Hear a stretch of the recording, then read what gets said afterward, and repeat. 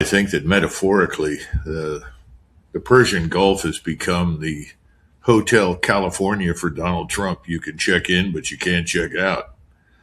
So his problem at this stage is, how do I disengage from this whole business, this stinker, if you will, unless I end up looking like a fool? In other words, how do I get out without looking stupid? Well, there's some bad news for Donald Trump. That's going to be very tough. He's trapped in a mess of his own making. Every time he opens his mouth, he makes another ridiculous threat. He postures as though he's commanding the forces of the entire world. Well, he doesn't. And he hasn't figured out that military power always has limits. I mean, you can do certain things with what you've got, and then there are things that you cannot do. No one looked carefully at the challenge involved, and if they did, it certainly is not in evidence in Donald Trump's thinking. So you're asking the right question, and I don't have a really good answer at this stage, except to say that first, Donald Trump cannot simply walk away. That's not viable at this stage. Number two, he does not have the means to gain control of the situation. The strategic initiative, unfortunately for him, now lies with his opponent in Tehran.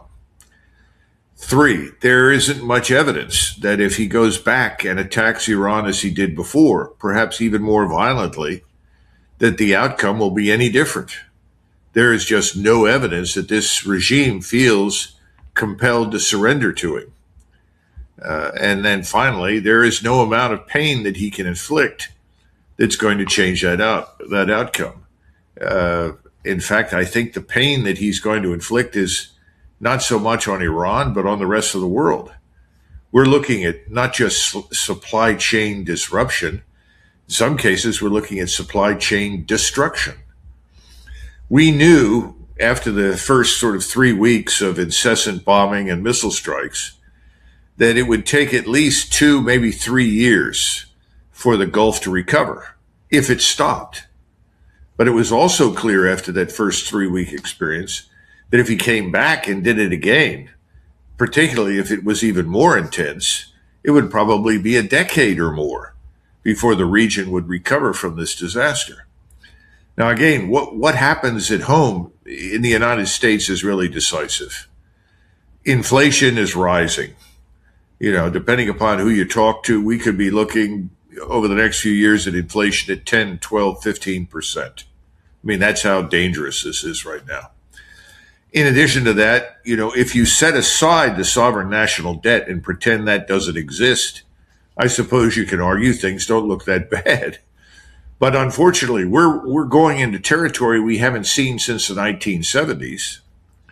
But we forget that in the 1970s, the debt to GDP ratio was less than 35%.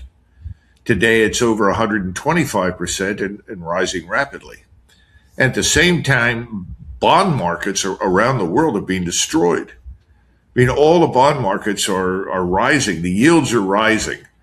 And that's the critical part of this. And Americans in particular know from their experience, you hit the 5% mark on the 10-year yield. That's very dangerous. Then you're looking at this enormous debt payment that you probably can't service. So those things have to be juxtaposed with the military problem and the strategic problem and the global problem. And the smart thing for Donald Trump to do, however humiliating it might be, is to get out, is to tell everyone on humanitarian grounds, I feel compelled to suspend military operations. It's doing too much damage to the world. We will have to look for other ways to resolve the dispute with Iran.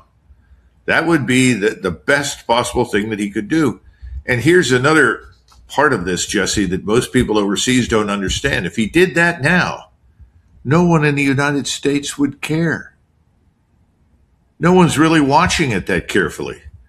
The only way to get people's attention in the United States is for you to charge $10 a gallon at the pump. All right. It's down at about 5 right now. So it's got to go to 10.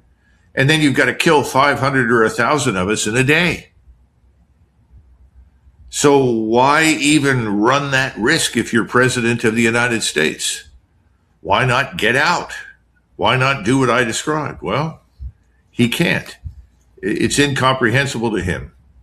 And that's our biggest problem. So that's why I say he's in the Hotel California, only we call it the Persian Gulf, and he can't get out. You wrote recently on X, looks like the next phase of the Iran war may be imminent, especially after a stale China summit failed to produce any progress. Now, should the US and Israel go back to a full-on attack on Iran, how do you expect Iran to retaliate? Will it be more attacks on US allies in the Gulf, more attacks on Israel? How would they respond, in your opinion? I think the Iranians will throw everything they've got, including the kitchen sink, at Israel, at us, at our friends in the Persian Gulf, if you want to call them that, the west coast of the Persian Gulf. I think they'll do everything in their power to attack our capital ships. Now, we know that in this interim period, a couple of things have occurred. One is the CIA let it slip to the New York Times that, contrary to what President Trump has been telling everyone, more than 90% of Iran's military capability in terms of its missile launching capability, its unmanned systems, and its ISR strike capability, that is, the linkages from satellites in space to the weapon systems, providing instantaneous targeting data. Those things are intact. They were not destroyed. Iran is not running out of missiles. Iran is not running out of launchers, quite the contrary. So they were at 90% when the first war ended, the first phase of the war ended. They were not at 40% or 30%. They were not on their last legs. In the meantime, they have received substantial assistance from the Russians with regard to radar technology and from the Chinese in terms of new cruise missiles and ballistic missiles. Specifically, the cruise missiles the Chinese have provided to them. And you can look up the terminology. I'm not going to waste people's time on that because nobody knows the nomenclature. But what they should understand is that you've got cruise missiles that are practically hypersonic or close to it. They fly out to 300 to 400 kilometers, and they are designed to sink ships at sea. They are then located in caves underground along the coastline of southern Iran. They are designed to sink U.S. Navy combatants. They are there. They are manned not necessarily exclusively by Iranians. There are Chinese technicians and assistants on the ground with them. There are Russian technicians on the ground with them. And it's kind of entertaining in Washington, D.C., because people will say, how could those Russians and Chinese do that? That's terrible. Well, what the hell do you think we've been doing to the Russians in Ukraine? Are you that stupid? Of course they're doing that. I'm surprised they haven't done worse. So I think what we have to understand right now is that we're headed into uncharted territory. We don't know what's going to happen. Somebody said to me, well, the Hajj begins on 24 May. Can he delay, the attack until after that? I said, well, I suppose so, but the Hajj consists of about 10 or 11 days of activity. So you're talking about starting nothing until you're well into June. By that time, I would say the temperature aboard ship in the Persian Gulf is probably around 140 degrees Fahrenheit and above. Not a nice place to be that time of year. And if you have people stuck on these ships for that length of time, they're going to be quite miserable. So what can you do? I don't know. And then, of course, there's the issue of airspace. The Saudis apparently expressed some concern that they didn't want us in their airspace this time around. They did not want to be involved. I don't know if that will remain the case. That's another question, because if you can't refuel and if you can't station refuelers somewhere in the Arabian Peninsula, frankly, you're not going to be able to launch and sustain your air campaign, because your fighter aircraft go out, their range is about 300 miles. Then they have to refuel or they don't come back. And you're talking about refueling on the way out. They fight, they come back, they refuel, and then they go home. So you've got 2 refuels for every set of jets that are carrying missiles, Tomahawks, JASSMs, all these different kinds of missiles They go up to the edge of the airspace, launch these, and then come out again. Again, everybody failed to realize Iran is the size of Western Europe. It's surrounded by enormous mountains that compare favorably with the Rockies on the north, east, and west side. And then you have these impassable deserts down south. What I'm trying to say is this is not an easy nut to crack. And I think we have now committed virtually everything we can think of that has a chance of reaching Iran in the hopes that we can do it. But even under the best of circumstances, I'm sure the military leadership has said may not get very far with this. So what does he do? He does it because he has no choice. He has nowhere else to go. He's got to pull out all the stops. I think that's where we are. The sponsor of today's episode is ARC Silver Gold Osmium. Owner Ian Everard is praised even by his competitors as one of the most honest and level-headed bullion dealers in the United States. They have some great prices. You can see some of them displayed right now on screen. Take advantage of these specials today by reaching out to Ian at 307-264-9441 or by email at ian@arcsgo.com. Make sure to tell him, of course, the Commodity Culture sent you. And now, back to the interview. Let's talk about the summit in China. You mentioned it failed to produce any progress. The Trump admin is, of course, spinning it as a win, and Trump recently sat down on Fox News to defend agreeing to let hundreds of thousands of additional Chinese students into the country. What are your thoughts overall on the summit? Was this just all a performative theater exercise? We had the big tech company CEOs with Trump in tow. We had Xi Jinping say some nice things to Trump, and we need to form an alliance, all of these sorts of things. Was this all just political grandstanding? Did anything concrete come out of this? And ultimately, do you think China is going to continue to support Iran over perhaps strengthening its relationship with the U.S.? I think something very concrete came out of this because Xi Jinping took the time to stand up and make it abundantly clear that China is a rising power and that the United States is a declining power. What a wonderful thing to say at the summit to your opposite, Donald Trump. Thank you for coming. We recognize that we are now in a strategic position vastly superior to your own, that whatever greatness you had is currently steeply declining. We understand your problem, and we might be able to help you, but for you to receive any help from us, you're going to have to fundamentally change both domestic policy and foreign policy. I mean, that's effectively what he said in a message. Well, he's not going to help us with Iran because both Russia and China determined a long time ago that if Iran is defeated successfully by us, they're probably next on the menu. So there's absolutely no incentive on their part whatsoever to abandon Iran. I think Xi in particular is very happy that Iran has done as well as it has because it signals clearly that Taiwan is off the table. And effectively, that was the other outcome. President Trump said, well, China's only 100 miles from Taiwan, and we're 6,000 to 7,000 miles away. I just don't think that works very well. So I want Taiwan to stay where it is. Thank you, Donald. I'm glad you finally figured that out. There's an old expression, a ship's a fool to fight a fort. China is the largest fortress in the world, and trying to fight it from the sea is absurd. So I think the best thing that happened at this summit was the recognition that there is no point in organizing, training, equipping, spending, and planning to attack China. That's a very dumb idea. On the other hand, there's no willingness in the United States to cut spending. There's no willingness to alter the path that we are on right now. And that's the problem for the Chinese. If you go to the Chinese and say, well, we want to cooperate with you, we've changed our minds, we'd like to stay the reserve currency after all, and we need your cooperation. We have a debt problem, as you well know. We would like to cooperate on that. To do that, you have to change the way you do business in the United States. There's no evidence that we're willing to do that. And as for these alleged deals that were supposedly made, I can't confirm any of them. It looked to me as though the usual class of the sort of members of the so-called Epstein class that flew over there with him got back on without much to show for the effort. So I don't know what we extracted from it in terms of benefit, but from the Chinese standpoint, they saw us off as the loser.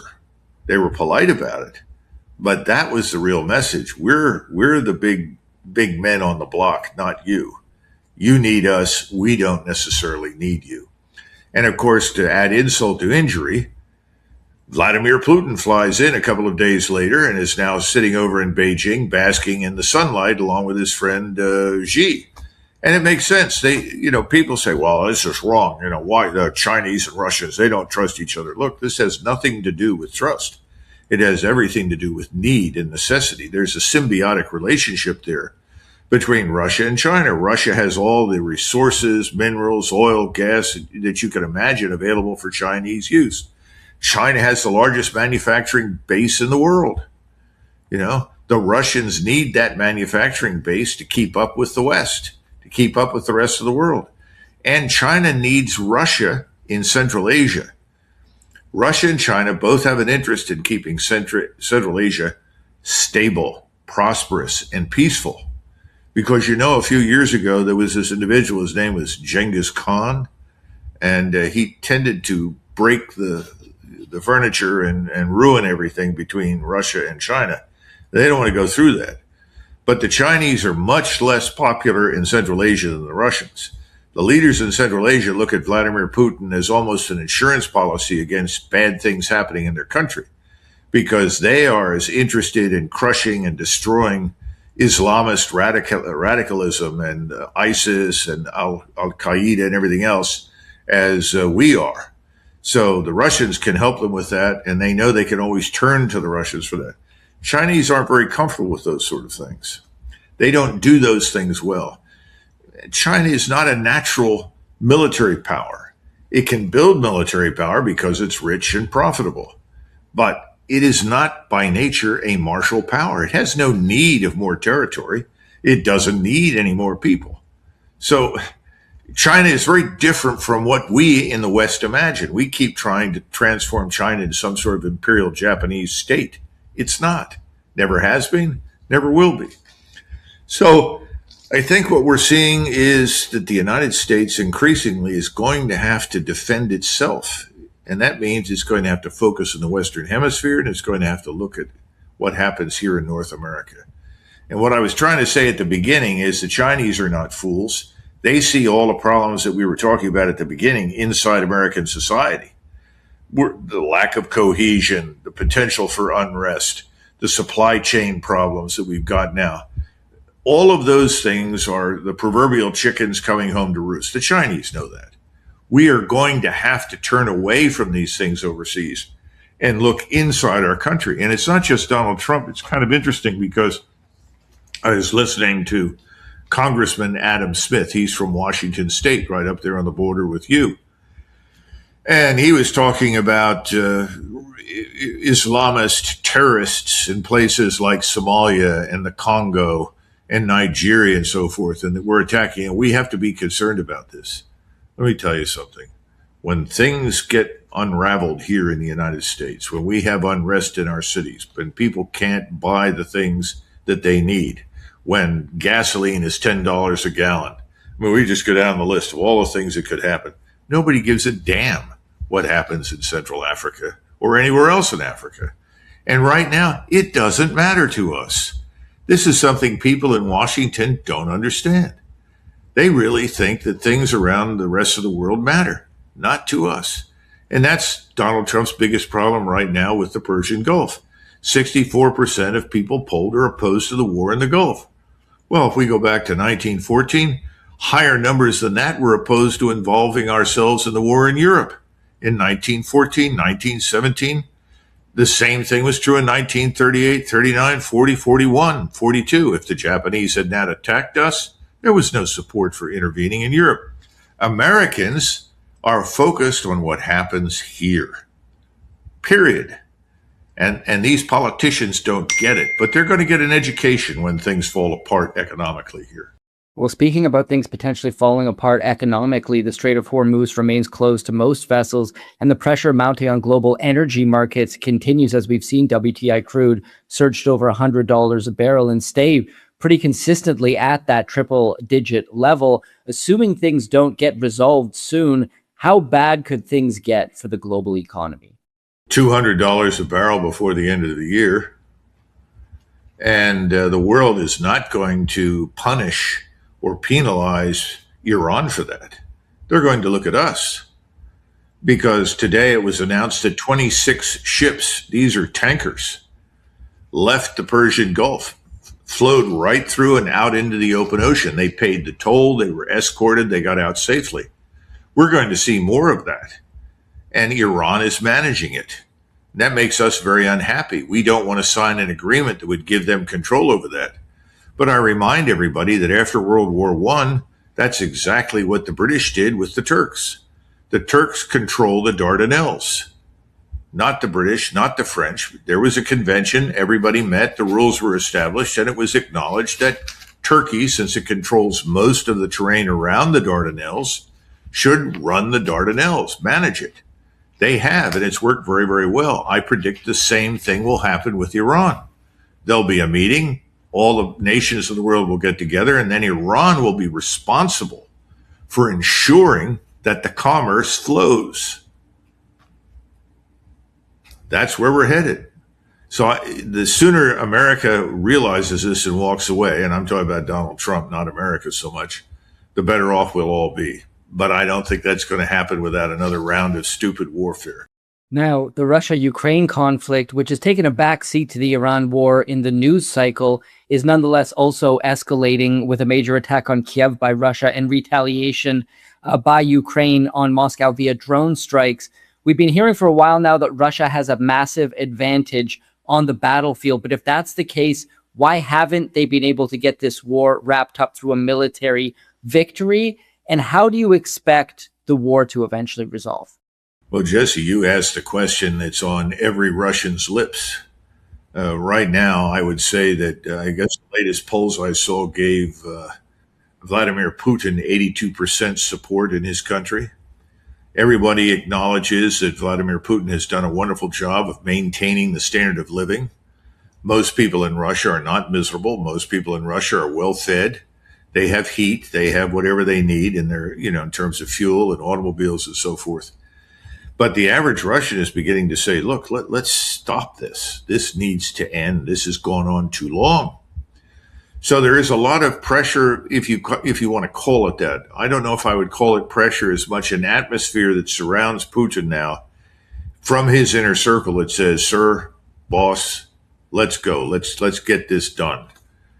So I think that's going to happen. Now, what would I expect? I thought it was interesting that there are between 20 and 30,000 North Korean troops in White Russia, that is Belarusia, north of Kiev, in addition to the Russian troops that are there and the Belarusian troops that are there. What does that mean? It looks to me as though you're looking at a pincer movement, an envelopment, if you will, an attack that comes down out of Belarusia to Kiev, an attack that comes across the river from eastern Ukraine to Kiev. I think that's going to shape up, and we'll see that. In addition, you've got probably 150, 200,000 troops ready to go across the bridge at Zaporizhia, which is on southern Dnieper River, and the goal there would be obviously to seize control of Odessa.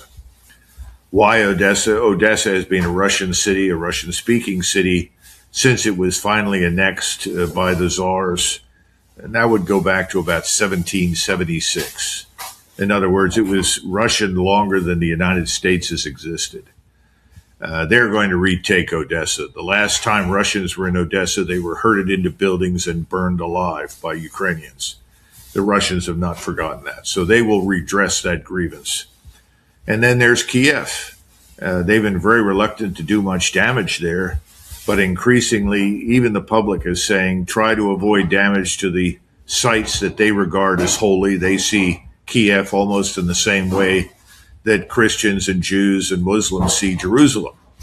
So they don't want to do unnecessary damage, but at the same time, they want this to end. So I think we're going to see, in addition to massive missile strikes, reaching all the way out to Lvov, which is the westernmost city in Ukraine of any significance, and it's where you would have a Ukrainian government, if you will, that's driven out of Kiev. In addition to that, I think you're going to see Russian ground forces finally go in, exploit the strikes, cross the river, and end this war in Kiev and down in Odessa. Once Odessa is taken, what does Ukraine do? Ukraine goes back to what it was historically, a land, what's the right word? It has no outlet to the sea. Ukraine never reached that far to the south, to the Black Sea. It was always a large plain area across northern Ukraine all the way to Kursk, Kharkov, and so forth. So it goes back to what it was historically. Is that viable as a state? I don't know. But perhaps since you're going to have, I think, soon a new government in Berlin, which is very, very important. Berlin is so important. Let's put it this way. Without Germany, the EU is completely meaningless economically and financially. I think the EU is going to go the way of the buffalo along with NATO. And when you get a new government in Berlin, I'm fairly confident that new government will do two things. Number one, it's going to argue for an end to support to the regime in Kiev. They figured out that 50+% of everything that's ever gone into Kiev has been stolen. Things have been resold on the black market, and the bank accounts in places like Albania and Cyprus have filled up with ill-gotten gains. And so the criminal elements like Zelensky and his friends, they're going to be in a lot of trouble. They've just stolen money on a scale that I don't think anybody's ever seen in history. So the Germans have decided that's number one. Number two, they want to buy energy from Russia. And that means that they're going to leave NATO. They've already signaled that they would like American forces to get out of Germany. And, I served a substantial portion of my military career in Germany. And I lived 8 years of my life off and on in Germany. And of those years, I would say 6 as an officer. So the point is, yes, Germany is a wonderful country. We did many good things while we were there, but we should have gotten out a long time ago. Germany has to become a sovereign state. We don't seem to understand these things. We've got the same problem in South Korea. If we don't get out of the peninsula, we don't leave it, South Korea is not a sovereign state and is not recognized as one. It's seen as a sort of military colony of the United States. And that's really what Germany has been turned into. So I think we're going to see tremendous change in these two places. And Americans are finally going to withdraw. It would have been good if we'd had someone with the vision to understand the importance of getting out voluntarily. But unfortunately, I think we're going to end up leaving under ugly circumstances. But the point is that's coming. So the war in Ukraine is going to end. There will be no great war between Europe and Russia. And I don't think, as much as the Russians would like to, that they will launch against the various factories that have been producing components for these long-range drones and missiles. That's something they can do. They know where they're produced. They can hit them in the middle of the night, which means that fewer people will be killed, but they can destroy all of them. Now, one of them that was providing very important components was in the Czech Republic. That mysteriously burned down in the middle of the night. That's a preferable solution, in my judgment, to using missiles. But Putin has been very methodical, very deliberate, and very patient. 3 things that historically Russians are not. And so the Russians are frustrated, but he's gotten most of what they need, but now he needs to do what I described. And he's got the forces to do it. He is not missing anything. We have actually created the Russian military that we said we had to fight to defeat. I mean, stop and think about that. Russia back in 2022 was nothing. They built a force that was designed to defend its borders, and that was it. Now they have a force that if they wanted to unleash it in offensive operations, could probably roll right through Poland into Germany. And that's something that, hotheads in Moscow mention from time to time would like to do, but that's a dumb idea. Putin wants to do business with the Germans and with the Europeans. He doesn't want to go to war with anybody. All of that's nonsense. But this is the sort of thing we hear in the United States all the time, and that's what's gotten us into trouble in Iran. No one understands what Iran really is, and nobody accepts the fact or even understands, really, that 47 years have changed Iran. Iran is not what it was 47 years ago. Thank God. Ultimately, I'd like